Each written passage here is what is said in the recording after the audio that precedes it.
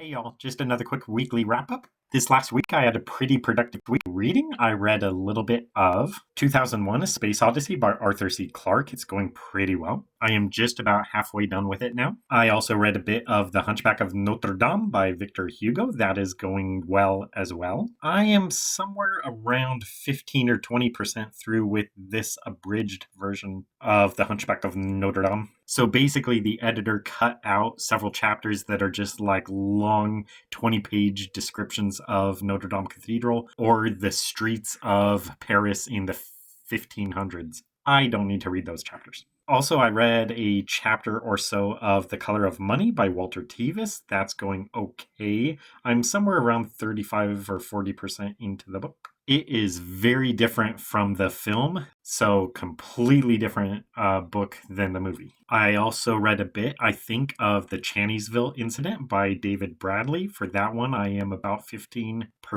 possibly 20% into the book. It's going pretty well. And lastly, I started reading The Red Badge of Courage by Stephen Crane. This is a book off my 26 to read in 2026. This is a book I tried to read in high school, but just didn't get into it then. But so far, it's pretty good. I think I've definitely lasted longer than I did when I read it back in high school. I think, a little over 10% into the book. It's a pretty short book. In terms of writing, I wrote about a half a chapter of The Descent of Inanna. Hopefully, I'll get back into that this next week. And I've also been editing Arabian Dawn, the fifth book in the Trevor Knight series, focusing on that a little bit more. In terms of personal life stuff, I guess the main thing I've been doing lately is I've been playing a lot of Sims 3. Sims 3 is probably my favorite Sims game purely because of the color wheel. I love the color wheel so much, and the open world. Sims 4 not having either of those is a major step down. Anyway, that's it for this week.